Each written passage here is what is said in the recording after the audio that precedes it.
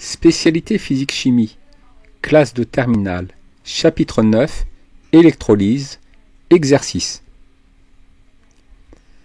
Un électrolyseur est constitué d'une électrode et d'une solution contenant des ions, de deux électrodes et de deux solutions contenant des ions, de deux électrodes et d'une solution contenant des ions. Un électrolyseur est constitué d'une solution contenant des ions et de deux électrodes. Un électrolyseur ne possède généralement pas d'espèces chimiques oxydantes, d'espèces chimiques réductrices, de ponts salins. Contrairement à une pile, un électrolyseur ne possède généralement pas de ponts salins.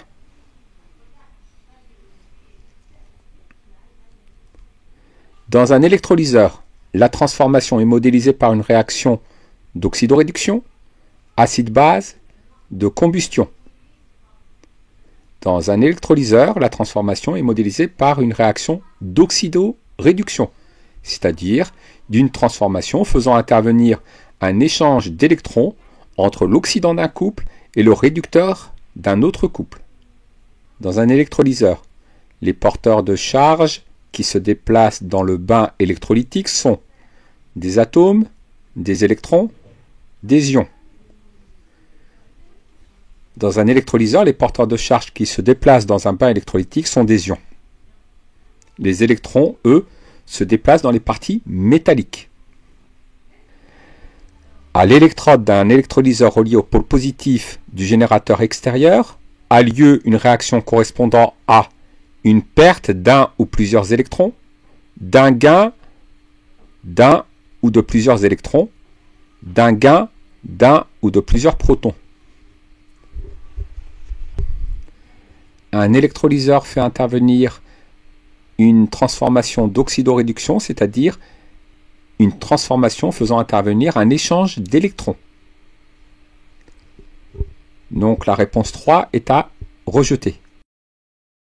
À l'extérieur du générateur, le courant électrique circule de la borne positive du générateur vers la borne négative. Les électrons, eux, circulent en sens inverse. Ils arrivent donc à la borne positive du générateur.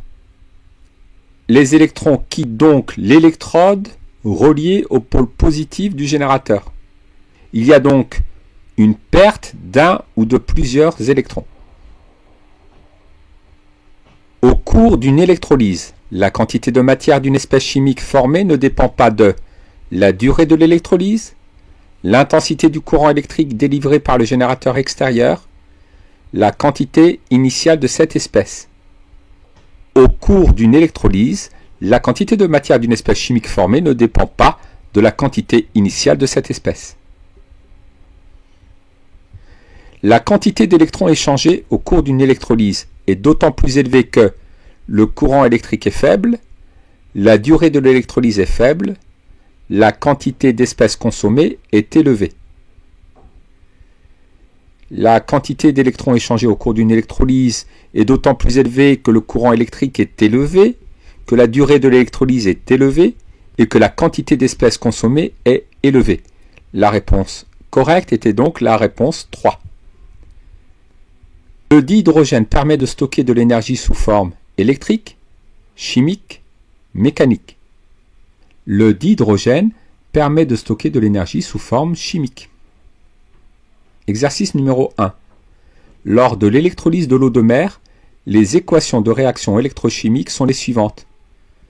2 moles d'ion hydrogène réagissent avec 2 moles d'électrons pour donner 1 mole de dihydrogène et 2 moles d'ion chlorure donnent 1 mole de dichlore et 2 moles d'électrons.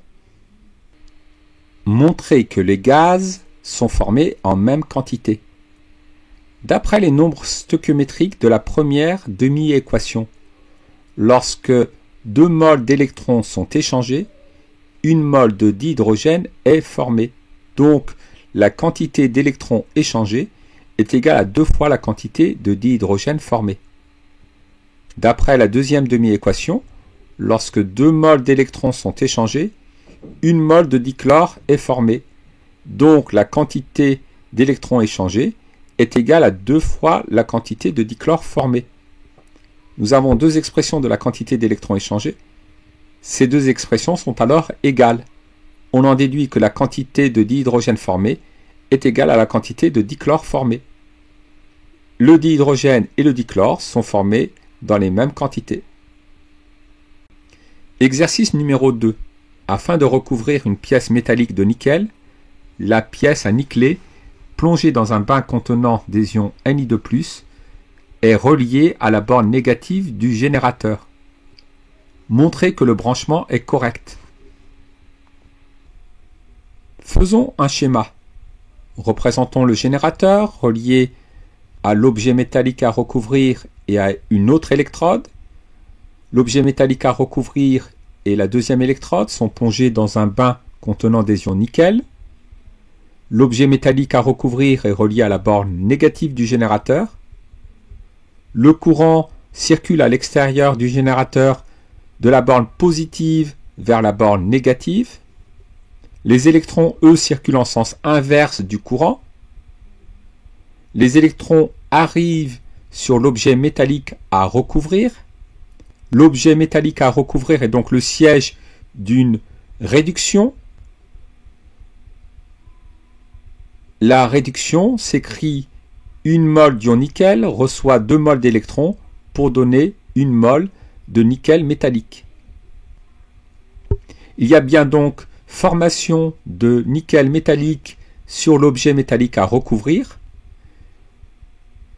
Les branchements sont donc corrects. Exercice numéro 3. Un carrossier souhaite déposer une quantité N égale à 5 mol de chrome solide sur une pièce de motocyclette grâce à une électrolyse au cours de laquelle il y a réduction des ions chrome 3 selon la réaction électrochimique d'équation. 1 mol d'ion chrome réagit avec 3 mols d'électrons pour donner 1 mol de chrome solide. Exprimez, puis calculez la quantité d'électrons que le générateur doit débiter afin d'obtenir le dépôt désiré. D'après les nombres stoichiométriques de l'équation, 1 mol d'ion chrome 3 réagit avec 3 mols d'électrons pour former 1 mol de chrome métallique. Donc la quantité d'électrons échangés est égale à 3 fois la quantité de chrome formée. La quantité d'électrons échangés est donc égale à 3 fois 5, 15 mols. Exercice numéro 4. Complétez le schéma à l'écran en indiquant les signes des pôles du générateur afin qu'une réduction ait lieu au niveau de l'électrode de gauche de l'électrolyseur. Une réduction correspond à un gain d'électrons. Pour que l'électrode de gauche soit le siège d'une réduction, il faut qu'il y ait arrivée d'électrons sur cette électrode. Le courant circule en sens opposé à celui des électrons. Or, à l'extérieur du générateur, le courant circule de la borne positive vers la borne négative. On en déduit que l'électrode de gauche est reliée à la borne négative du générateur.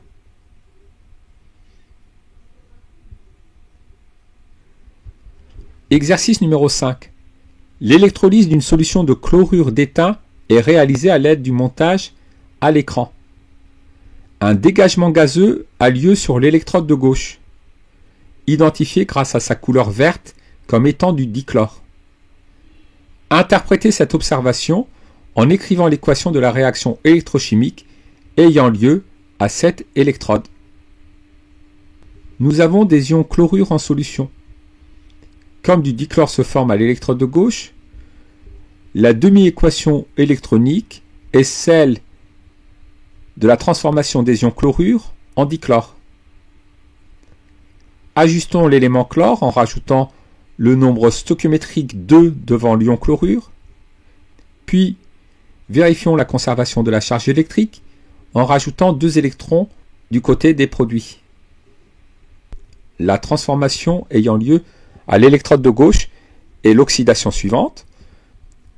2 mols d'ion chlorure cèdent 2 mols d'électrons pour donner 1 mol de dichlore. Montrez que cette observation est en accord avec les branchements effectués. La transformation subie par l'élément chlore est une oxydation. Elle correspond à une perte d'électrons. Les électrons devraient quitter l'électrode de gauche. Or, le courant électrique circule en sens inverse à celui des électrons, comme indiqué à l'écran. Cela concorde avec la polarité du générateur. En effet, on retrouve qu'à l'extérieur du générateur, le courant circule de la borne positive du générateur vers la borne négative. Indiquez le sens de déplacement des anions et celui des cations. À l'extérieur de la solution électrolytique, dans les parties métalliques, la circulation du courant est due au déplacement des électrons. Dans la solution électrolytique, elle est due au déplacement des ions. Les cations sont des ions de charge positive. Donc les cations Sn2+, circulent dans la solution électrolytique dans le sens inverse de celui des électrons, c'est-à-dire dans le sens du courant. Quant aux anions, ce sont des ions de charge négative. Les anions chlorure circulent dans la solution électrolytique dans le sens des électrons. Un dépôt métallique est observé sur l'électrode de droite. Indiquer le métal qui se dépose sur cette électrode et écrire l'équation de la réaction électrochimique associée à cette observation. Sur l'électrode de droite arrivent les ions éteints. Il arrive également des électrons sur l'électrode de droite. L'électrode de droite est donc le siège d'une réduction. La réduction s'écrit: 1 mol d'ion éteint Sn2+, capte 2 mols d'électrons pour donner 1 mol d'étain solide. Exercice numéro 6. Lors du dépôt d'argent sur un bijou par électrolyse, des électrons en quantité petit n est égale à 2 millimoles sont échangés entre les électrodes. L'intensité du courant électrique utilisé est constante et vaut 60 mA. Exprimez puis calculez la durée de cette électrolyse. La charge électrique d'un électron est égale à moins petit e étant la charge électrique élémentaire. La charge électrique échangée au cours de cette expérience est égale au nombre d'électrons échangés multiplié par la valeur absolue de la charge électrique d'un électron, c'est-à-dire petit e. Le nombre d'électrons échangés est égal à la quantité d'électrons échangés multiplié par le nombre d'Avogadro. La charge électrique échangée est égale à l'intensité du courant qui circule multiplié par la durée de fonctionnement. Le nombre d'Avogadro multiplié par la charge électrique élémentaire, n indice A fois petit e, est égal à la constante de Faraday, grand F. La durée de fonctionnement delta T est égale à la quantité d'électrons échangés multiplié par le Faraday divisé par l'intensité du courant. La quantité d'électrons échangés est égale à 2 fois 10 puissance moins 3 mol. La constante de Faraday vaut 96 500 et l'intensité du courant vaut 60 fois 10 puissance moins 3 ampères. La durée de fonctionnement delta T est égale à 3200 secondes. Exercice numéro 7. Une électrode en cuivre est reliée à un générateur extérieur délivrant un courant électrique d'intensité grand I égale à 40 mA. Cette intensité est constante pendant une durée delta T égale à 35 minutes. L'équation de la réaction électrochimique à cette électrode s'écrit 1 mol de cuivre solide donne 1 mol d'ion cuivre et 2 mols d'électrons. Exprimez, puis calculez la quantité d'électrons échangés entre les deux électrodes de l'électrolyseur. La quantité d'électricité s'écrit grand Q égale à la quantité d'électrons échangés multipliée par le nombre d'Avogadro multiplié par la charge électrique élémentaire. Voir pour cela l'exercice précédent. La quantité d'électricité échangée, grand Q, est égale à l'intensité du courant multipliée par la durée de transfert delta T. Le produit du nombre d'Avogadro par la charge électrique élémentaire correspond à la constante de Faraday grand F. La quantité d'électrons échangés est donc égale à l'intensité multipliée par la durée de transfert divisée par la constante de Faraday. La durée de transfert doit être exprimée en secondes. On multiplie donc 35 minutes par 60. L'intensité du courant doit être exprimée en ampères. 40 mA correspond à 40 fois 10 puissance moins 3 ampères. La constante de Faraday vaut 96 500. La quantité d'électrons échangés est égale à 8,7 fois 10 puissance moins 4 mol. Exprimer, puis calculer la variation de quantité de matière de l'électrode en cuivre. Reprenons la demi-équation électronique. 1 mol de cuivre donne 1 mol d'ion cuivre et 2 mol d'électrons. Lorsque 1 mol de cuivre est consommé, 2 mol d'électrons sont échangés. Donc, la quantité de cuivre consommée est égale à la quantité d'électrons échangés divisé par 2.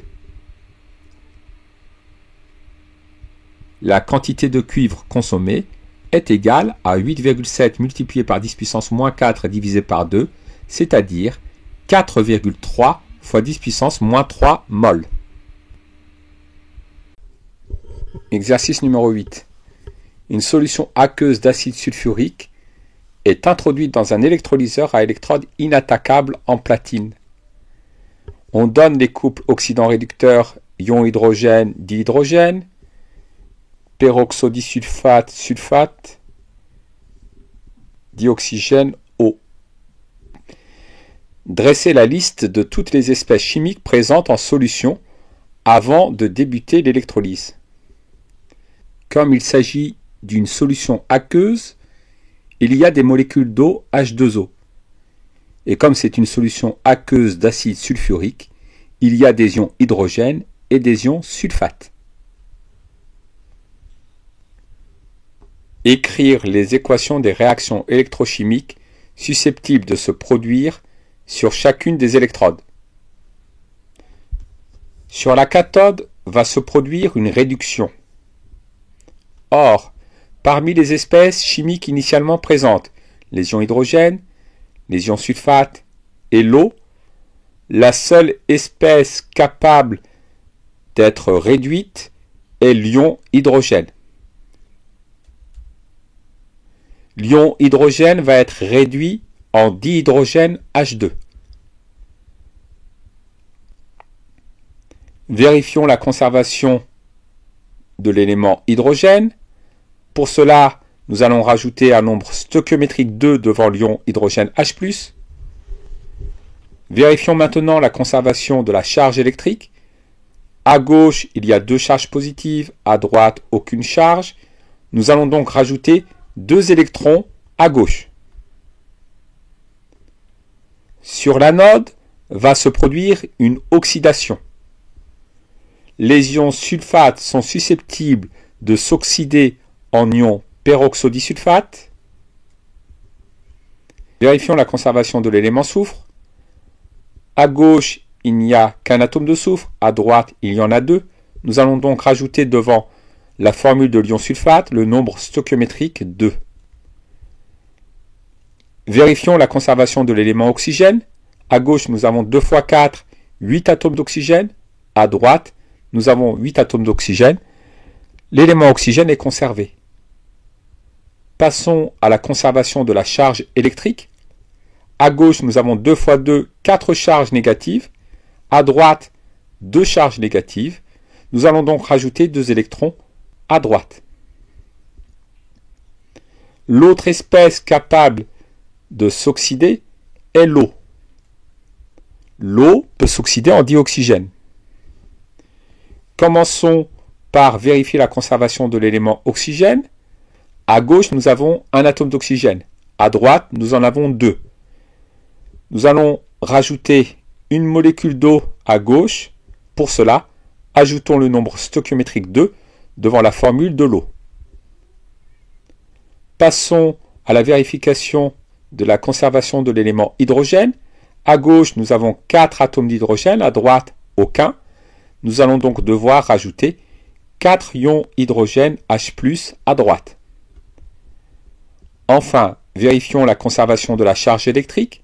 À gauche, nous avons 0 charge. À droite, nous avons 4 charges positives. Nous allons donc rajouter 4 électrons à droite. Un dégagement gazeux est observé sur chacune des électrodes. Déterminez l'espèce chimique qui est oxydée et celle qui est réduite. Reprenons les équations d'oxydation et de réduction. Sur la cathode, il y a bien formation d'un gaz, le dihydrogène. Sur l'anode, on nous dit qu'il se forme également un gaz. La demi-équation correspondante correspond à l'oxydation de l'eau en dioxygène. Donc sur la cathode, on a la réduction de l'ion hydrogène et sur l'anode, l'oxydation de l'eau en dioxygène.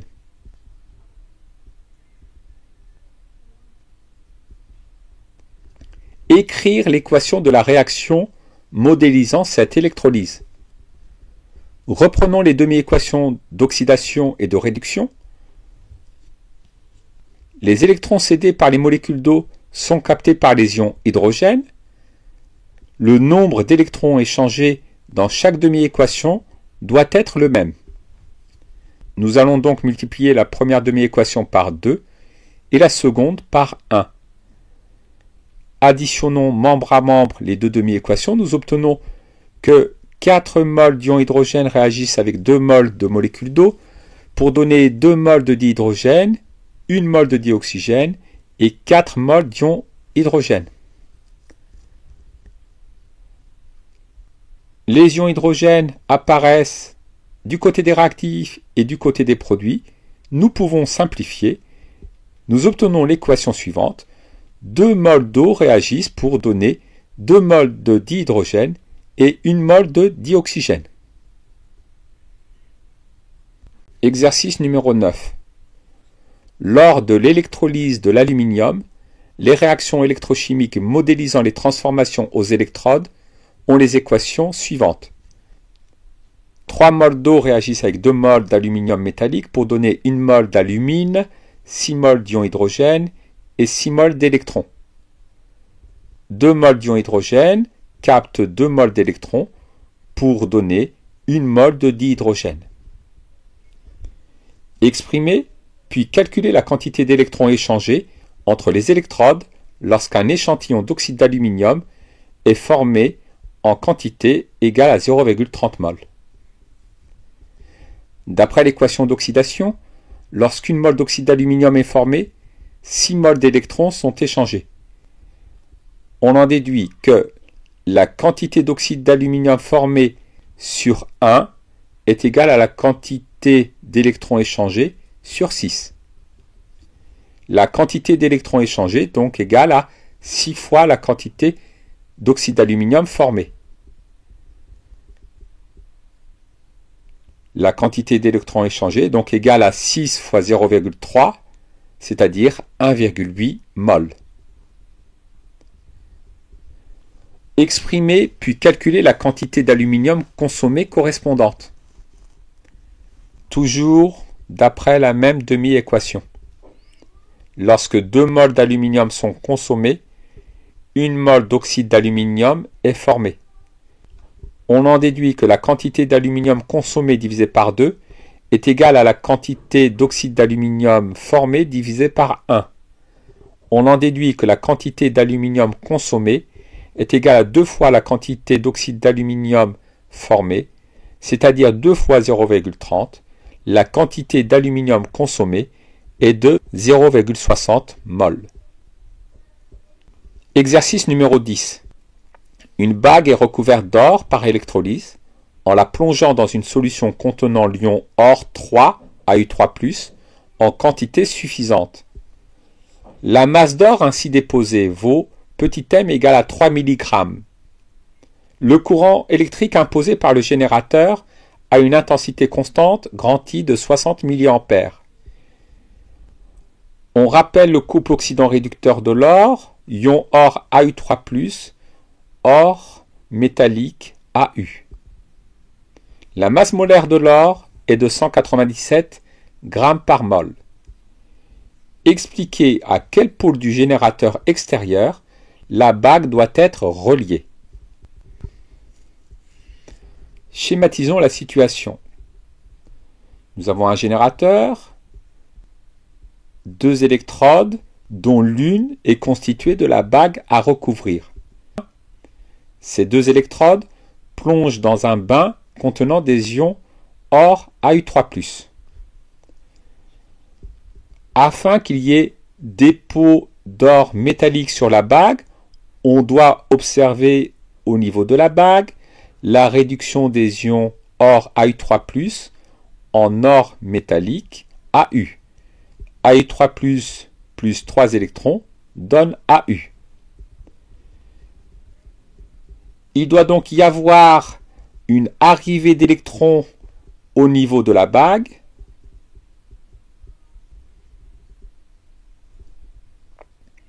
Or, le courant électrique circule en sens inverse de celui des électrons.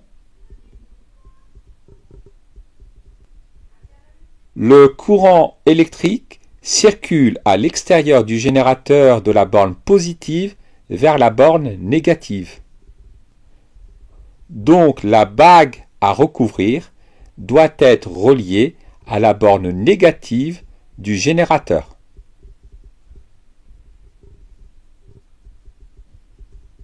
Exprimer puis calculer la quantité d'or déposée lors de l'électrolyse. La quantité d'or déposée est égale à la masse d'or déposée divisée par la masse molaire de l'or. 3 mg, cela correspond à 3 fois 10 puissance moins 3 g. La quantité d'or déposée est égale à 1,5 fois 10 puissance moins 5 mol. Exprimer puis calculer la durée nécessaire de cette électrolyse. D'après l'équation de réduction des ions or, la quantité d'électrons échangés est égale à 3 fois la quantité d'or déposée. La quantité d'électricité nécessaire est égale à la quantité d'électrons échangés multiplié par le nombre d'Avogadro multiplié par petit e. La quantité d'électricité grand Q est égale à l'intensité du courant multiplié par la durée de transfert I fois delta T. La quantité d'électrons échangés est égale à 3 fois la quantité d'or déposée. Le nombre d'Avogadro multiplié par la charge élémentaire est égal à la constante de Faraday, grand F. Nous déduisons de cela que la durée nécessaire au dépôt de l'or est égale à 3 fois la quantité d'or déposée multipliée par la constante de Faraday divisée par l'intensité du courant. L'intensité du courant doit être exprimée en ampères. Nous obtenons une durée égale à 73 secondes.